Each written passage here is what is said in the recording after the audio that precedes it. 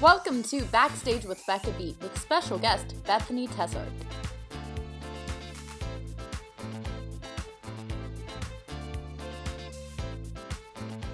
Hi everyone, and welcome to this episode of Backstage with Becca. On this episode, she made her Broadway debut when she was only 8 years old in Gypsy with Bernadette Peters. At 12, she was a swing in Bye Bye Birdie on Broadway. And now, she's part of the ensemble as well as the dance captain for Diana on Broadway. Make sure to catch the Pro Shot on Netflix on October 1st. Please welcome Bethany Tesarck. How are you? Good, how are you? I'm so good. I'm so happy we're doing this. I know, I'm so happy to have you on. Thanks, girl. And I feel like it's really good timing too because the Diana trailer just got released the other day and it looks stunning. Thanks, girl. Oh my goodness. I remember the first time I saw it, I was just like, I mean, when you're in something, you just really never know kind of how they're filming it and how it's going to be edited and what it's going to look like. But to see that first trailer, I mean, all of us, our jaws were just like on the floor. We're so excited. So excited. Yeah, I'm an editor and I edit things and I wish that I had edited something like that. Yeah, I'm so excited. That was stunning. But I'm going to get into that later. Ooh, okay. First of all, how have you been? Because it's been a weird time. It has been. I've been good. I've been really good. You know, it's nice to see things starting to get in motion again and whatever normal life is, just feeling a sense of normality in what I'm doing. And yeah, I've been good though. I've been spending a lot of time with family, which is so important. And, you know, ever since I left for college, I haven't had this ample time with my family. So that's like a big, huge, special takeaway I've taken from this year is just spending time with them. But yeah, I'm excited. It's kind of the feeling of getting shot out of a cannon because you're like, I went from nothing, like literally nothing, to now all of a sudden everything happening again. But I'm very, very grateful for it to get started. Yeah, the downtime was nice for everyone, I think, even though we didn't really particularly care for it and we don't particularly all care for downtime. I think it was spending time with family was key. It is, yeah. And you know what, I don't know about you, but for me, it's like I have to be forced to relax sometimes. Yeah. I need to be put in a situation where relaxation is forced upon me. So to look back, I definitely didn't think it was going to be 18 months of relaxation, but to look back on it, I definitely am like that was needed in a lot of ways. For sure. I didn't think it would be 18 months either. I was like 2 months, it'll be fine. Everything's gonna come back. I know. Go ahead. No. That was you were saying. I was just gonna say, I remember, now things are coming back. We're reminiscing on kind of when we heard about the shutdown and all this stuff. And I remember all of us, we were in the middle of our preview period, and tech into previews is the hardest period, I think, for any new show to kind of go through. And I remember all of us, it was almost like a sigh of relief. We were like, oh, thank God we get a month to sleep. Literally all of us were so excited. And then for the month to turn into what it's turned into. No! Yeah. When am I going to see you all again? And as I mentioned, I'm going to get into Diana later, but you've been in the theater industry for a while now. When did you first realize that you wanted to have a career in theater? Totally. So my grandma was my dance teacher growing up. She owned a dance studio for 40 years. She says I came out of the womb tapping, which seems pretty spot on for who I am. So my whole entire family danced their whole life. So I started in the dance studio. I actually wanted to be a prima ballerina. And then they tried to put point shoes on me and I was like, nope, not for me. But funny enough, when I was 7, my grandma's dance studio was located in North Jersey. And at the time, Gypsy with Bernadette Peters was on Broadway. And they were in need and looking for an immediate replacement for swing to cover the Newsboys and Baby June. And they ended up calling all of the local New Jersey dance studios So my grandma gets this call and she's like, if you have any, young girls that can sing, dance, and act, bring them in. We're having an audition in the city. And my grandma thought of me, obviously, and she was like, why not? You're spunky and you hold a tune for happy birthday. So like, let's see what happens. And we took like a day trip to the city. It was me, my grandma, and my mom. Auditioned for this Broadway show and booked it that night. And so it kind of uprooted my family, and I definitely caught the bug then and there, and I haven't done anything other since. So it's a cool story because it's just like an unconventional way to find the industry and find theater.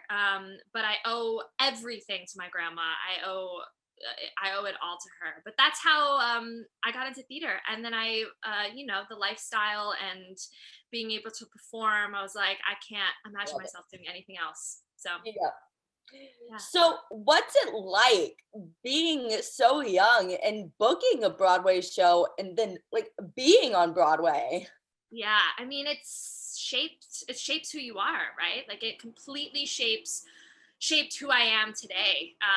Learning from the most dedicated, the most responsible, the most hardworking people at such a young age. You look up to that and you're like, that, I want to be like that when I grow up. So not only was it just cool to like be in the city and be in New York and play pretend when you're 7, but it also it shaped exactly who I am today. But I loved it. I still do love it. I mean, it's what I do for my job. So. And I mean, hearing the applause as like a 7, 8-year-old when you're on stage, how insane. I can't imagine like what went through your mind at that age, because like,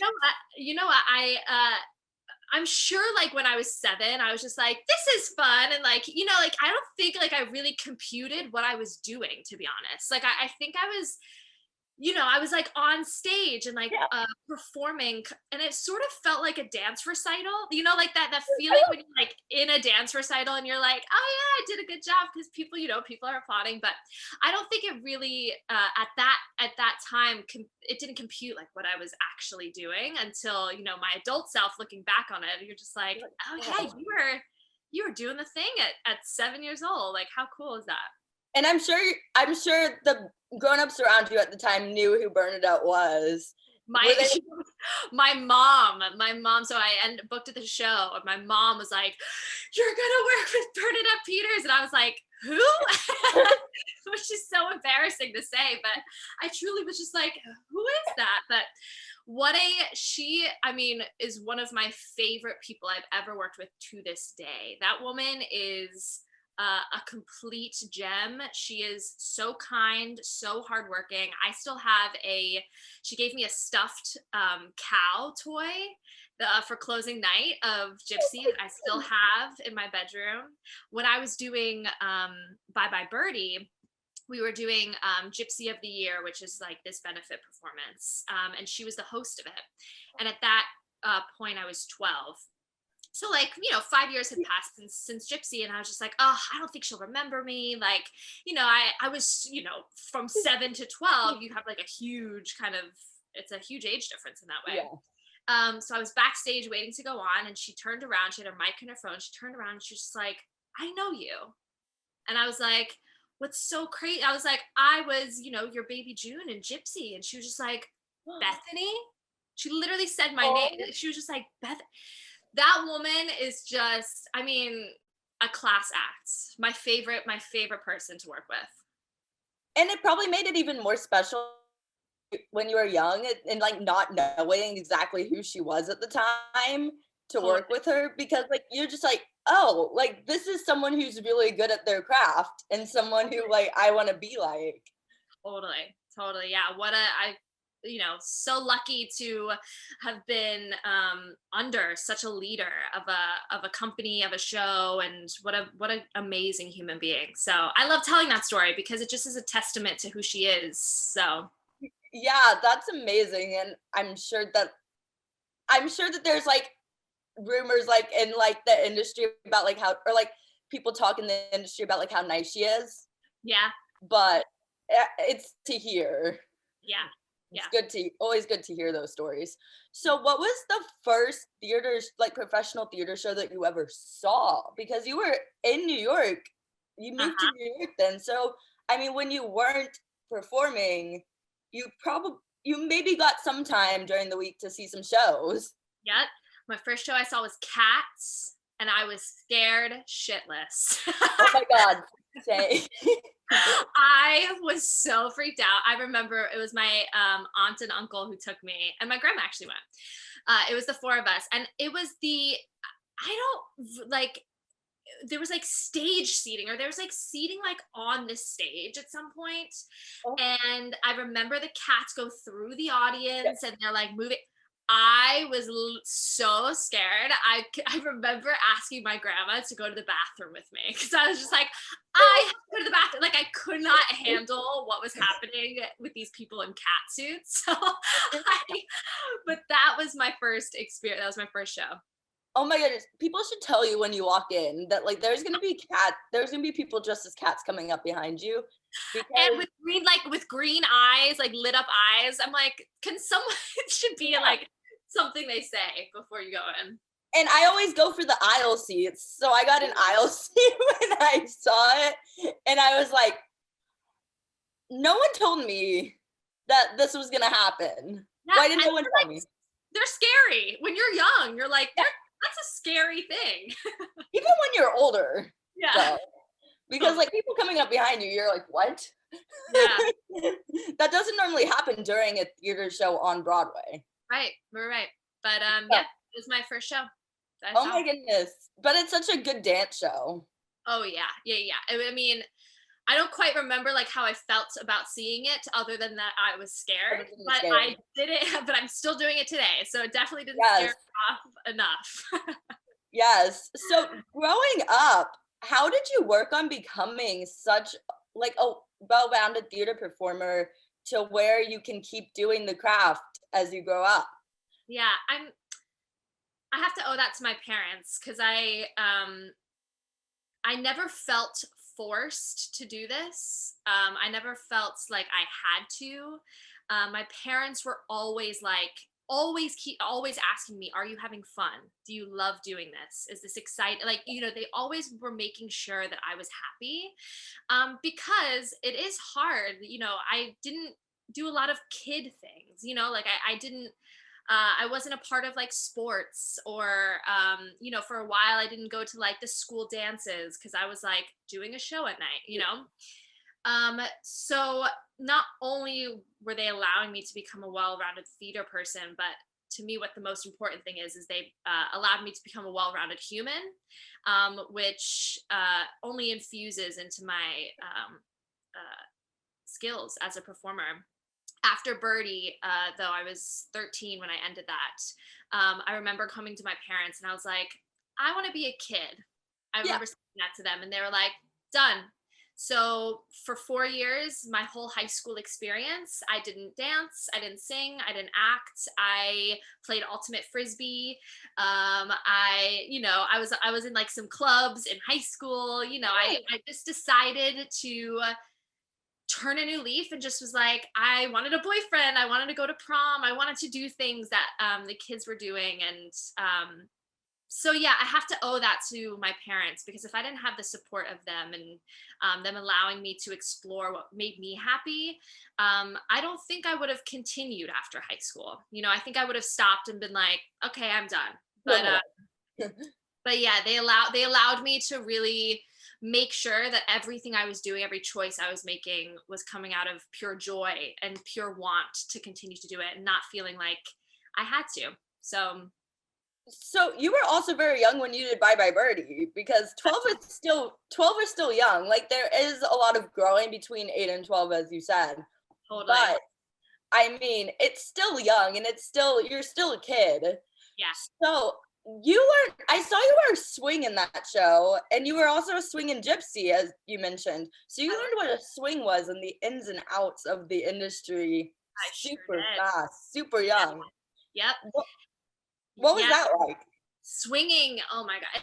they are the unsung heroes of a show. Yeah. I will say it is the hardest job in the building, and they don't get enough credit. But I learned from in Gypsy. I learned from an incredible human by the name of Pamela Remler. She is now a stage manager for Passover on Broadway. Oh. She's kind of been in every facet of the industry. She was a performer, she was a dance captain, she was an associate, and now she's in like the stage management side of things.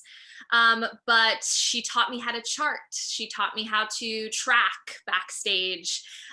We have these things as swings called Bibles, which is literally, now it's all virtual because we've grown with the times, and we're not killing a million trees. But back then we had, you know, thick binders, and there were our swing Bibles. And so, you know, you were lucky if you knew if you were going on like the day before, but usually it was the day of. So then you would, you know, look through your track.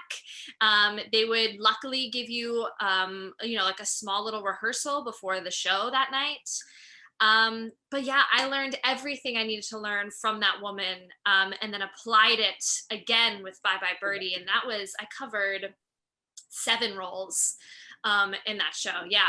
As a 12-year-old? Yeah, with braces. Oh my goodness. Yeah, I have a very, I'm the dance, assistant dance captain for Diana as well. Yeah. And I have a very visual way of learning. And I'm quick to memorize. So when I can look at a dance number and be like, okay, I know exactly where X, Y, and Z is going. And, you know, the hardest part for me as a swing was actually the backstage traffic, because not only do you have to learn walking the onstage traffic, but backstage is almost even more complicated. Especially in Bye Bye Birdie, the teens in that show are in the whole entire show. You know, the show pretty much is about them. So it's, you know, it's like getting off stage, what wing, and then finding what dresser to quick change you, and then coming on a different way. So it just takes a lot of studying, and you have to find some like weird sort of peace in that whatever happens that night sort of is out of your hands. Like the minute you get like way too heady about it in the performance is when you stop having fun. And really the point of it is like, as long as you know where you're going, find some peace in that, and then that can like allow you to be free and a performer. But oh my God, I cannot imagine doing that as a 12-year-old. I would be crashing into everyone. Oh, like, you're insanely talented. And everyone who does swinging, just like brilliant, blows my mind. The best. I mean, yeah, they are the unsung heroes of a show. I mean, we wouldn't be able to run without them. You know what I mean? Like, they are just so talented, obsessed with swings. Oh my gosh, I make it a point when I like go into a theater to look through my playbill and see who all the swings are. So if I go to the show multiple times and I'm like, okay, are the swings on today? And if all of them are on, like I take a picture of the board and I'm like, I'm so happy, like they're all on. Yeah, it's cool. It's also so fun when they go on, or when an understudy goes on, because it just like, it infuses the show with a extra energy, because it's a new energy in the mix. You know, you get so comfortable when you're on stage every night. You get comfy with the people that are around you. The show becomes a little more second nature. And so when you have someone new on, it's so fun, because you're just like, oh, it's new energy. And it's like, it feels like a whole new show, because whatever they bring to it is theirs. And that's new in itself, you know? And speaking of people like Bernadette Peters, I heard you worked with John Stamos on that show. I did work with John Stamos. Did you know who he was at the time? Because I think I knew who he was as a kid. Yeah, we knew Uncle Jesse was Bye Bye Birdie. Oh my goodness. He was also another amazing. I've been so lucky to work with such amazing leaders of companies, and he was an amazing leader. This past year, pandemic year, was our 10-year anniversary, and we all had like a Zoom get together, and he came, and we met his son. He loves like. Aww. that man loves theater. He Yeah. loves theater. And so it was fun because he also loved hanging with us and making the kids feel like involved. For Halloween, I dressed up as his bodyguard. There's a really funny picture Oh my of me in goodness. a bald cap because he had his bodyguard, his name was Mikey, this big, like tall, bald man, sweet as pie. But looking at him, he was like, Yeah. jolting. He was always around, but I was like, for Halloween, I'm going to be Mikey. So there's this really funny picture of me standing in front of John Stamos, bald cap with a suit on, being his bodyguard. That's so cute. Oh my Yeah. goodness. Yeah. Wow. I mean, as a 12-year-old, I think I would have been starstruck by him. Were you all starstruck, all the teens? Because I think I had a crush on him when I was like watching Full House at 12. Girl, I still have a crush on him. Yeah. He is what a handsome man. I don't think it was necessarily starstruck. It was just like, yeah, it was just more cool. Like, it was more just cool to be like, whoa, this dude that's been like, I've been watching on TV is in a rehearsal room with me. But the way he just conducted himself made him feel approachable. And I don't know if that makes sense, but like someone at that level can so easily feel like standoffish. But he was just so excited to be there and approachable and good. He was so good in the show too. So yeah, it was fun. It was really fun. So, what was your favorite part about being a child actor? What did you learn that has helped you with Diana? Like, what's one thing that you learned that has helped you with Diana from being a child actor? Yeah, I mean, just being a kind human being, I think, is the most important thing that I learned. Um, and the most important thing to continue to be, especially in this industry. It's like just being kind, being hardworking.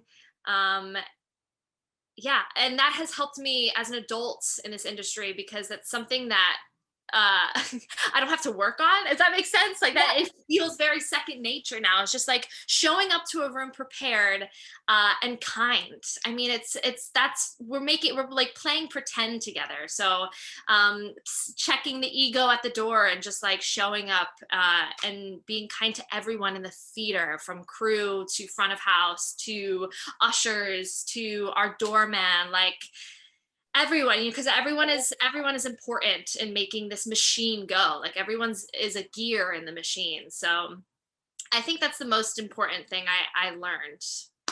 Yeah, it wouldn't happen without the whole team.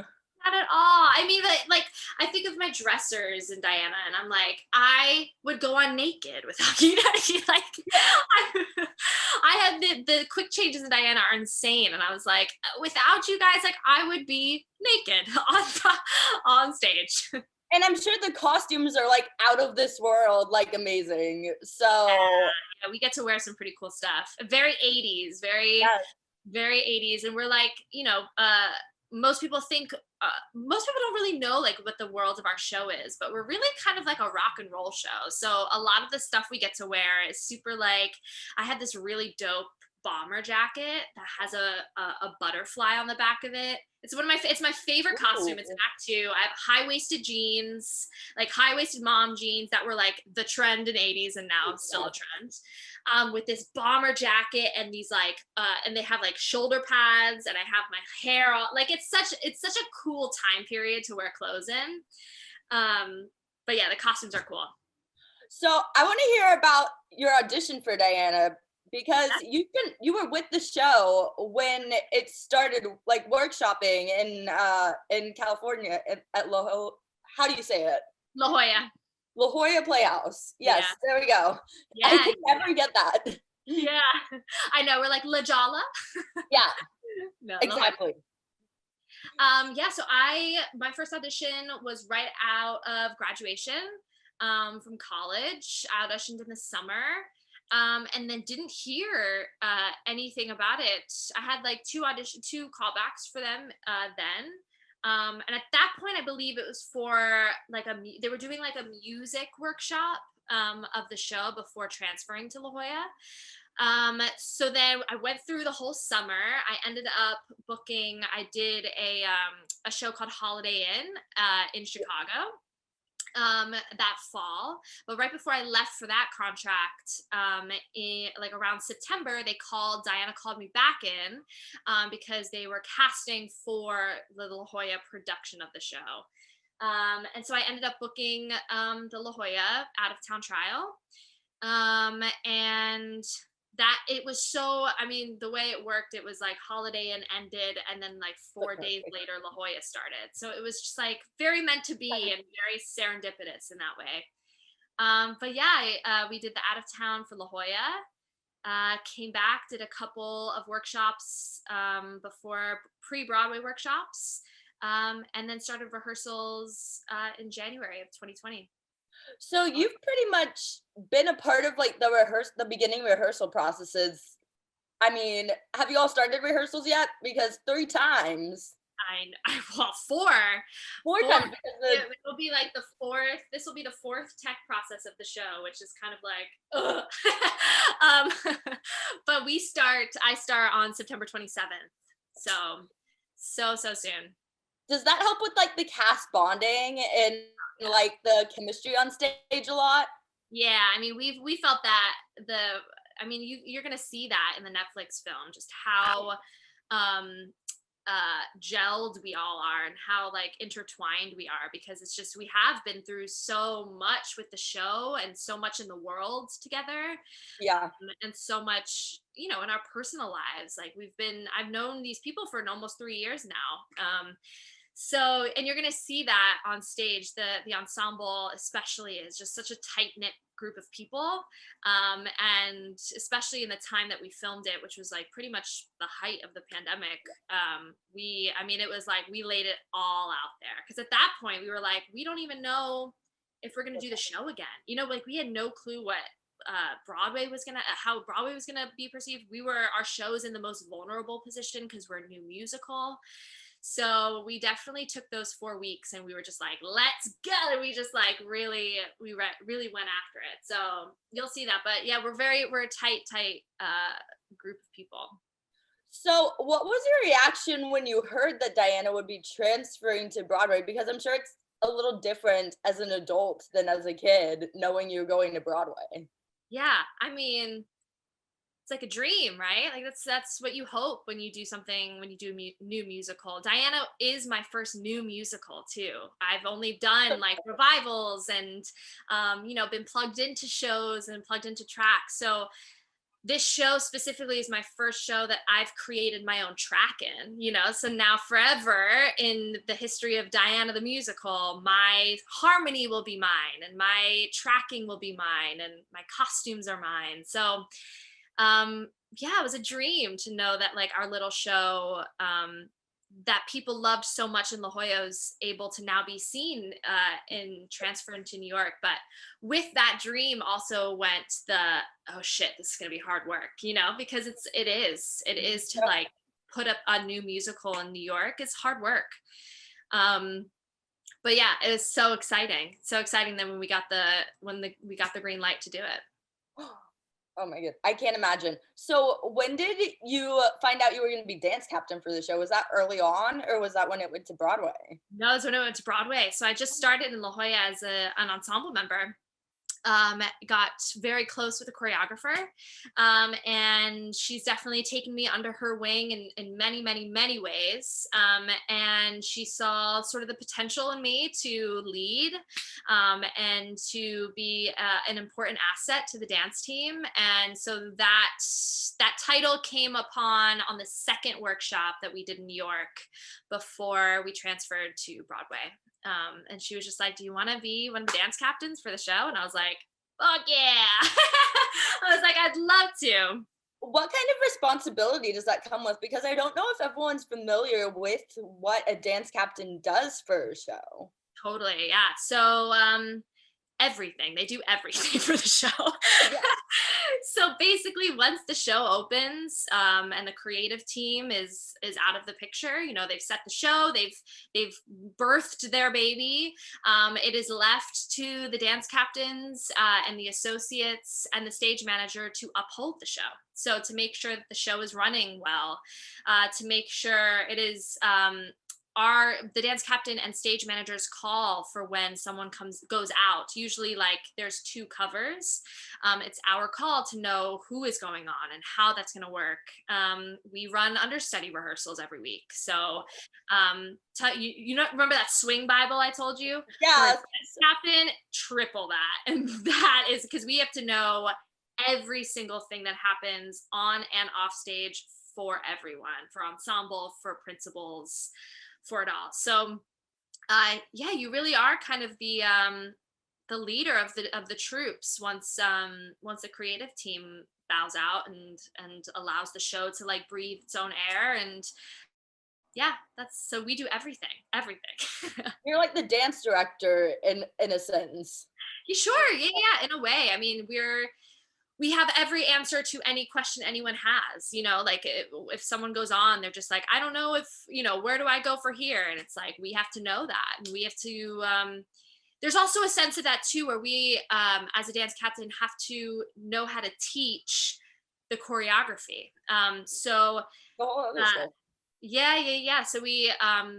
usually run auditions for like later parts of I ran the auditions for the Broadway show, which was a super cool experience. But so not only do you have to like know logistically what everything is, but you have to like know how to teach it creatively. So they're another unsung heroes, these dance captains in these shows, especially. I mean, like you think of Hamilton, you think of like Tina, and you just think of like all of these shows with like insane dancing, and Diana's pretty dance heavy as well. But we do everything. So me and Richard Gatta, who is a swing in Diana, we are the 2 dance captains of the show. So do you all ever sleep or? No, not at all.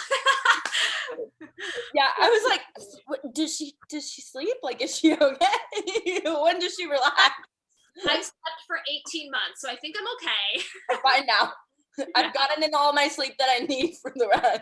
Exactly. I don't need to sleep anymore. I'm good. Has the show kept changing? Because have you all officially opened? No, it kept changing. So the show that you see on Netflix, or you will see on Netflix, is not the show that people saw the last preview. It's a very, very different show, especially Act 1, which is such a cool. I just loved that they are releasing the show on Netflix before we open, because it's such a smart marketing strategy to just like get our show, get our name out there. People can figure out the vibe of the show and not guess whether they want a ticket. I mean, you don't know anyone who, or at least I don't know anyone who is like, oh, I've seen it on Netflix, so then I won't go see it. Like I've seen a stand-up comedy special, so I won't go see them in person. It's like, that doesn't really happen. We during the pandemic, we had a 4-week lab over Zoom for all of the rewrites. Little to our knowledge, we had no clue it was for Netflix, but for the creative team, they wanted to make sure that the new material was right and that we were, they were on the right track. So we did that for 4 weeks, and then we got the news that they wanted to film it. Ooh. So, yeah. I mean, and when people love Diana, they love Diana and her story. So when they see it's on Netflix, like people who maybe aren't musical fans are gonna be like, oh yeah, I want to watch a story about Diana. Yeah. Totally. And they're gonna be introduced to this musical and be like, oh, so I can go see this if I go to New York. Yeah. I mean, I think it's a really wise marketing decision, and it's so different to see a show on TV versus on stage. It is a completely different experience. I mean, we get to you have pros and cons for both experiences, but especially for the Netflix film, you get to get like up and into the dance numbers. Whereas it's such a kind of like broad view when you're an audience member on stage, and the way that they filmed it, it was just like up and close in the scene work. And, you know, we had guys with like steady cams on them weaving in and out of the dance numbers. So it feels like a very personal experience, that film. And then, but you don't get the energy that you would like when you're sitting in a theater and feeling it off of the stage. So that's what I'm excited for. I'm excited for people to then like see it on Netflix and then come to the show and feel the energy, not only what they saw on their own TV, but they get to like experience it with us in the theater. Now, I'm curious because the show hasn't officially opened yet, as you mentioned. Is it is it kind of like scary to know or exciting to know that the show could keep changing? It's exciting. It's exciting. I mean, we never say never when it comes to this industry. So we definitely could show up the first day of rehearsal and then be like, okay, well, here's a new song. Like we have no clue, but that is the part of the tech and preview process that I love the most, is showing up the, rehearsal during the day. And, during previews, you rehearse during the day and then show at night. So then rehearsing during the day, being like, here's a whole new dance number and it's going in tonight. Good. Yeah. So, but that type of stuff keeps you on your toes. And that's the stuff that I like, the most in that process. So my mind loves that. It does. It really does. I mean, it just like, it's exciting. It's the part of the, process that I love the most, is like the changes and like the little stuff, keeping your mind really sharp to make sure that you like know it. And then on top of that, as one of the dance captains, making sure that you've like really had a handle on it, because then, half hour comes and people are like, wait, what did we do? What did we do today? We have no clue. So you have to pay even more attention to everything happening. Totally. So filming a Broadway show versus performing in a Broadway show for an audience has got to be different. I mean, do you all film like the dance numbers and scenes multiple times? Yeah. So what we did was we filmed, we had 3 weeks of rehearsal, and then a week of filming. So the first day of our filming, we just did the show twice through, almost like a 2-show day. Like we didn't stop. We just did the show twice through. They got a lot of wide angles on that. They were able to cover the show as they would with like a wide kind of point of view. It also gave us the opportunity to like run the show fully. But yeah, then the last 4 days of filming, we went in, we would stop and start. We didn't go really in order of the show. We would do dance numbers multiple times. We would do scenes multiple times. There was this really cool day, I'm going to go back. What was exciting about the way that we filmed the show was that we didn't have an audience. So we were able to take out all of the seats of the orchestra and basically make a full sound stage. So that just gives you license to like be a little more creative with the way you film a show, because you don't have audience heads to worry about. You don't have reactions to worry about. So the way that we filmed it was definitely like a real movie in that sense. So we had one day where we had a massive crane in the theater, and so it was like sitting on the soundstage, but this crane would like move in and out of the stage. So you just it just like felt super. I mean, this thing was massive, but it just felt super cool to like see this camera just like zooming in and zooming out, and it was cool. But the main difference, I think, for us as performers was that we didn't have to react to things for the back of the house. Our reactions and everything felt like they were being able to be picked up because it was right here. So as a performer, we didn't have to change much of our approach, but we just our director Christopher Ashley was very much reminding us that we can keep it a little more internal, because it's so easy to pick up what we're thinking, especially on camera. Where in the theater, you want to make sure people in the last row in the balcony can see what you're thinking. Yes. So that was, I think, the biggest difference in doing the show as a performer. But Yeah, it was such a cool thing to like bring your baby that you've been working on as a theater piece, bringing it to like a set, which was super cool. Yeah, and I mean, I feel like this is going to, based on what you said, I feel like this is gonna maybe like redefine how pro shots are filmed in the future and Yep. hopefully bring around a chance for more shows to get pro shots because I know there's like mixed feelings people have about them. Yeah. But I do think like it provides more accessibility and more, it provides more, people know when they see something on TV, like they figure out what something is, Mhm. and then they're not unfamiliar when they're on a vacation or traveling. So they're Totally. like, Yeah. oh, I saw that on TV. Yep, you've hit the nail on the head. It brings our worlds to a more accessible audience, right? I mean, I would be lying to say that Broadway was cheap.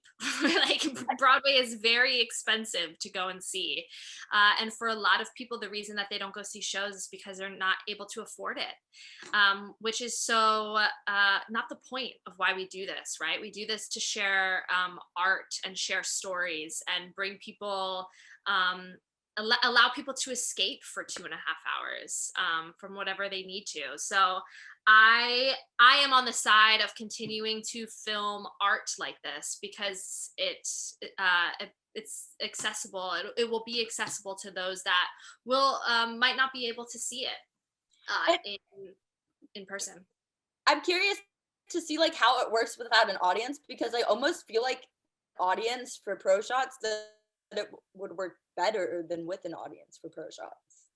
Say that one more time. You just broke up a little bit. I'm curious to see how without an audience for pro shots works differently than with an audience for pro shots because I feel like without an audience would work better. Yeah, so it's I am too actually. You know, I have not seen the movie yet, but I am excited too. I think it's going to the difference is just going to be the there's going to be no reaction, right? So it's going to really feel like a movie rather than a filming of a Broadway show.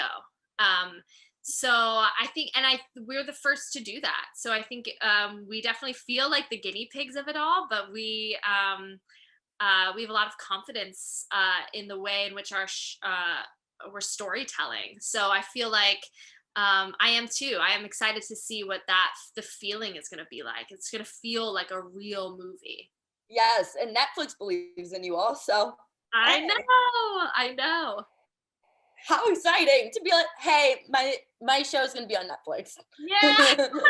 Well, it's so cool. It's like when you do a show, you very rarely like get to see it. Like you very rarely get to see yourself in the show unless you like have you know, as dance captains we have like a little bootleg that we have for teaching Yeah. purposes. Um, but yeah, we very rarely get to like see what we're doing in the show. So for this, I mean, all of us were just kind of like, what a gift we have, like to for a show that we love so much to now have it filmed forever, and it'll be like a little gift that we all have. I think is so super super cool. Yes. So, Yeah. how would you convince people to come see Diana on Broadway when it reopens? How would I convince people? I would send flyers. No. Marketing idea.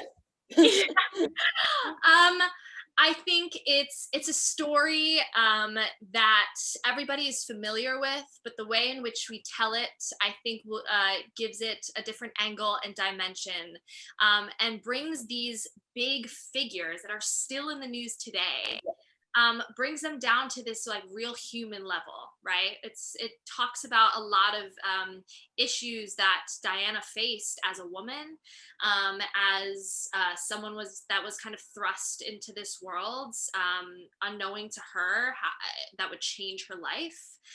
It also brings humanity to Prince Charles and Camilla's situation, which a lot of people have a very strong opinion about. But I think what our show does so well is it doesn't force the opinion on you. It allows you to kind of see like what these humans had to go through in such a heightened kind of way.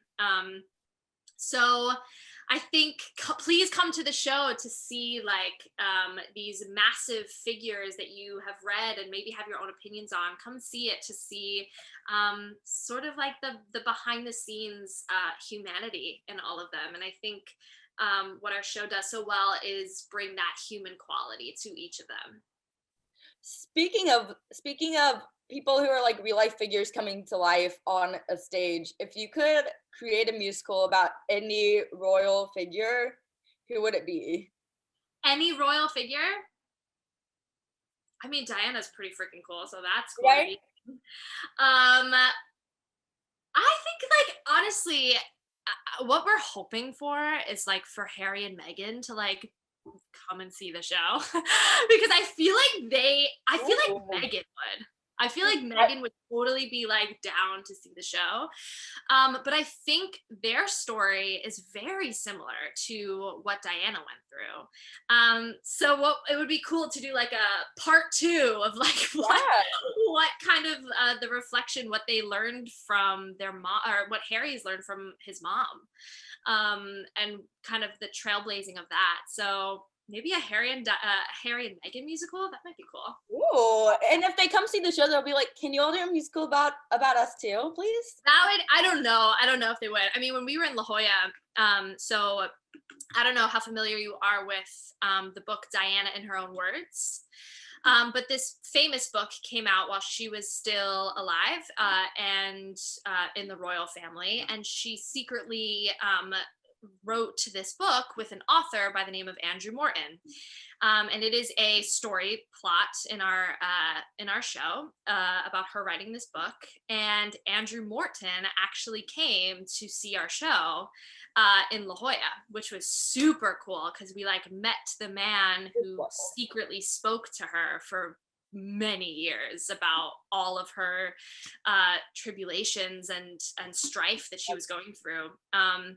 So he was, I think, the closest that we're gonna get to like her, like really like feeling her coming to the show. But that was super cool to meet him. Yeah, to have someone who like who knew her Yeah, and was yeah, like friends and talked with her. yeah. And he was in, he's a character in the show as well. So even him too, he was just like, I just never thought I was gonna be a Ooh. character in a musical. He's like, "That's cool." Yeah, I he's get like, to I see love that. someone. Oh my goodness. Yeah. So, what's your dream show to be in? I'm curious. Oh, hmm. Does it have to be running? No, it doesn't have to be running. I would love to play Nellie Forbush in South Pacific. I know Okay. it's super random, but I'm obsessed with like with legit musical theater. And in college, I sang a lot of her stuff and worked on a lot of Nellie Forbush. So that's like the first thing that's coming to my mind right now is South Pacific. But I want to continue creating new musicals. That to me feels like why I do this for a living is to create art. And if I can continue to create new musicals, I would gladly do that. I was gonna say nothing gets better than being in a new musical and being in the original cast for a new musical. Yeah, because you really get to see kind of like, yeah, you just get to really culture this like baby, this like track of yours that you've like gone through so much, and there's been so many changes and cool things that have happened, and so I'm excited for opening night to be like, oh, we made it, like we've opened the show, it's officially there, and yeah. Yes. Do you all know when the official opening night is? Yeah. We start previews November 2nd, Yes. and we open November 16th. Ooh, So so exciting. right before the crazy holidays. I was gonna say right around when the tourists start coming. Yeah, it's a perfect time to open. Come see Super, Diana for Christmas. yeah, super close to like the Thanksgiving Day parade, everything. Don't know Yeah. how that's gonna work this year. Don't I remember how that worked last year, but I hope in person. I know that because they did the shows were able to be in person, but nobody could really come to the parade. I love the Macy's Thanksgiving Day Parade. That's like such a tradition in my family is to like yeah. wake up in the morning and just watch the parade. So yeah, I hope that people get to be there in person this year. Yes. And I mean, it's probably so much more fun performing in the parade when people are there in person to watch you perform. So, Totally. so you've gotten to work with Bernadette Peters, John Stamos. Who is someone that you look up to in the theater industry? So many people. Um, I would love to work with Adrienne Warren. Like, I'm dying to work with her. I think she is not only one of the most talented humans of our generation in theater, but also one of the kindest souls. I would love to just be a little sponge in a rehearsal room with her, because I've also heard like her work ethic is kind of unmatched in terms of like how she presents herself in a rehearsal room, and how she like dives into material and her character. So I would love to be a part of a rehearsal process with her, just to like take and be a little sponge. But yeah, that's definitely a top of the list. Top You're of the like, list. can I just come and like watch, like sneak? You won't even know I'm there. Just sneak into rehearsal. Fly on a wall. I'll be a fly. I'll be so quiet, so quiet. Just want to learn. Just Yes. want to learn from her. Oh my Yeah. God, she's so talented. Yeah. I What a special performer. yes. So, as an ensemble member, what has been, or in any show actually, what has been the funniest thing that's ever happened while on stage? Because unexpected things happen, and I love funny things. Oh my gosh, so many crazy things. If only people knew what actually went on stage. Right. It's like a whole other show in there. Funniest thing. Let's see. I mean, there's been costume malfunctions that have been very funny. There I mean, for one specifically for me, it happened in Gypsy. Actually, the first time I ever went on for a newsboy literally a week after I got cast, or after I started rehearsals for Gypsy. I had to go on for newsboys. They didn't have costumes for me yet, and I was like 4 foot nothing, 7-year-old girl having to fit in a 13-year-old boy's pants. And we have that quick change sort of with where Baby June, they do like their whole little medley, and the boys come out in like a military uniform and they like do a tap number. We had the quick change and the pants were not buttoned, and I start marching out on stage and my pants hit my ankles, and I'm in a little like nude leotard with tights, like a little girl like walking out amongst like these boys. My parents were like, it was the cutest thing because everyone in the audience just like started clapping. Like such a cute little moment. But looking back on that, I'm like, that probably would be very funny to like walk on stage, just pants down to your ankles. I did the whole number with like my holding my pants up. Going. Yeah, exactly. I mean, anyone who watches the dance shows, like, I mean, even dance moms knows that like teachers are like, keep going, no matter what happens, keep going. So when you're like a little kid, when you're a kid, you're like, okay, I gotta keep going. Oh yeah. Nothing can stop me. Yeah. My pants aren't down. Yeah. You like pretend that you're like, I don't know what you're seeing, but Yeah. yeah, I think that's any costume malfunction is like funny, especially on stage. You know, someone in the wrong costume, someone like still has a tie on before, you know, from the previous section or whatever. It's just like it's funny, but you start getting into like the groove of the show. When you really get comfy with the show, you're able to kind of infuse it with some like fun little, you know, I'm gonna look at you at this section and we do a little thing, like you have like another little show going on to just like keep it exciting and keep it fun. But yeah, I think that's pants around my ankles. You mentioned costume malfunction, and I was like, I always think of have you seen the Disney Hyperion Frozen little like costume malfunction that happened during one of the shows? I don't think so. It was during Let It Go, and she just like the dress didn't change, and she just kept going and like pulling at the dress, and it was just such a boss move. I was like, yes, it has like more than 1 million views on YouTube, I think. oh my gosh, I have to go check that out. Yeah, I mean those are the moments too where you're, as an actor, you're like, it's so out of my hands. You know what I mean? Like when things like that happen, you just kind of like, it's so, you can't really like get too hung up about it because that's the beauty of live theater, right? Like Yeah. that's why I love going to see shows. It's just being like, yeah, these people are doing it right now. Like, and things are happening that you have no clue Right. about. So yeah. Yes. It's new every night. Mm-hmm. So in an industry like this industry, self-confidence can be hard. It's hard in every industry, I feel like, but especially in the entertainment industry where Yeah. you're going in for auditions. How do you work on self-confidence? It's a great question. I mean, it's going to be something that we work on until the rest of our days, right? Something that you're going to be conscious of. But for me, I think the thing that keeps me grounded in an industry that's so full of rejection and no's, I think is I have a very I'm able to separate what I do with who I am as a human. So what I do is my job, right? Like this. So my industry, and I'm an actor. That is my occupation. That's my job.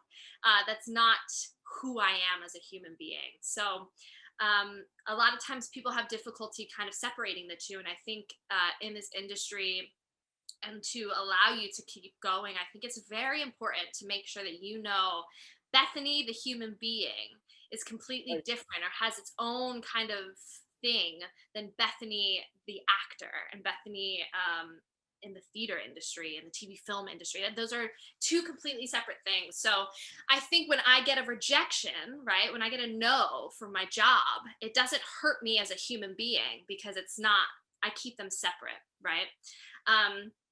That's a very easy, and that is going to continue to take work, right? That has taken work up to where I am. But I think for anyone that wants to be in this industry and wants to have longevity in this industry, I think it's very important to separate the two. So I think that's what continues. And it's also like having other interests, right? It can infuse your self-confidence, right? I don't put value on my confidence on what shows I get. Yeah. My value and my confidence is like, what are some other things I like? Over the pandemic, I took up making earrings. I started an earring business. Yeah, I love hanging out with my dog. I have my friends and I love to like go out and to eat. We like to go to new restaurants and like things like that. So I think stuff outside of the industry also infuses your confidence as a human being. So not setting value in what you get, how many shows you get, when you get them, for that confidence. So that kind of goes into one of my last questions perfectly, is what have you been doing in the past year? Do you have anything to promote? Where can people find this earring company that you started? Yes, I started an earring company called BT Clay Designs. Come find me on Instagram at BT Clay Designs. I've taken, I know, it's like, where's the link? Link in description. I have taken some time off just because everything is starting up again.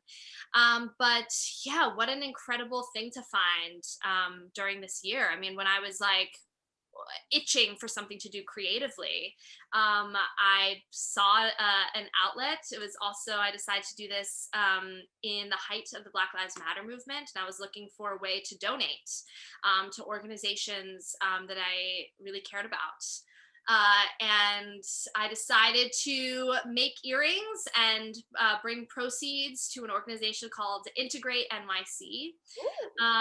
And I've been continuing to do that for something that I thought was just going to be sort of like a summer thing or something that I was going to do a little bit, has totally turned into this incredible business of mine. So that has been like the biggest thing I've been doing this year, is making earrings. And yeah. You're like, I want to keep going with that now. I do. Going for as long as possible with that. Yeah, I just moved to Astoria a couple months ago, and my roommate and I have a third bedroom, and so that third bedroom is like our little office area and like a little earring making factory in there. It's like such a cute little Perfect. Space. Yeah. Perfect thing to do with the third room. Totally. Like, this is meant to be. And you're also on like the Broadway sites, the Broadway Plus sites and stuff. So yeah. where can we find you on there?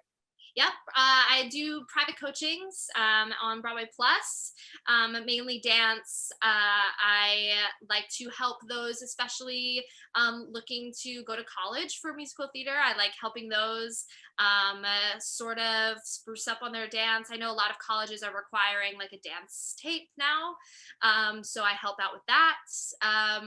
The importance for me as a dance teacher is infusing acting through movement.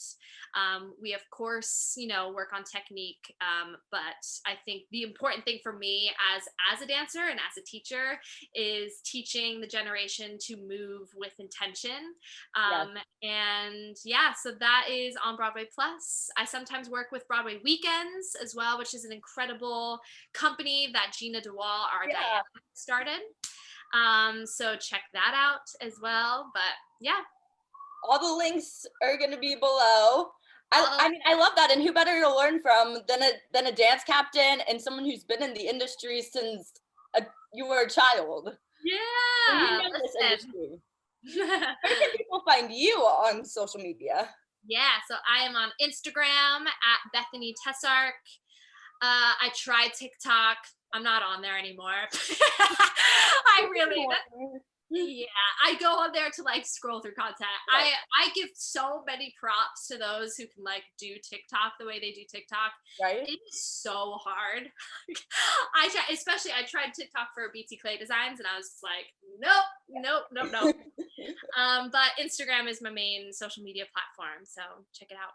Perfect. And again, link in the description. And lastly, what are you most looking forward to when Diana comes back on Broadway? Just feeling the energy and allowing that to feed my soul. I mean, it's just, there's nothing like the downbeat of an overture and the lights going dark. I think for an audience member and for a performer, I think that's that shared experience and it's that intangible energy that no one can really define, and you don't have to, and it's just that it feels exciting that it's so close to being real again. I think that's my most exciting thing for Diana, to feel that. It's gonna be tears from everyone in the room. Oh my gosh, it's gonna be tears, it's gonna be hug, it's gonna be such a celebration of what we've all been through. So yes, exactly. Everyone's gonna be like, it's back. It's back, yeah. New York's coming back. New York is back. Yeah. Broadway's back. Yeah. It's amazing. Well, thank you so much for joining me to talk about your theater career on here. I was like reading about all of your career and I was like, oh my God, she started when she was so young. Like, I used to listen to Broadway Kids albums and stuff when I was little, and I don't think I realized like how much work goes into being one of those Broadway kids when I was little, but I was like, oh my God, like this was my jam. So thank you for asking me. I'm so happy to have met you. Of course. And I look forward to planning a trip to New York and seeing all the shows, including Diana, when it reopens. Yay. Please let me know too when you come. I will, for sure. I'll post on social media. Thanks for watching this episode of Backstage with Becca B. You can follow me on Twitter and Instagram at Becca B Talks TV. Or for more exclusive content from this interview and more, you can follow me on Instagram and Facebook at Backstage with Becca B. Make sure to subscribe to my channel and like this video, or if you're listening on Apple Podcasts, go ahead and give me a 5-star rating. Thanks for tuning in, and I'll see you guys next time. Bye!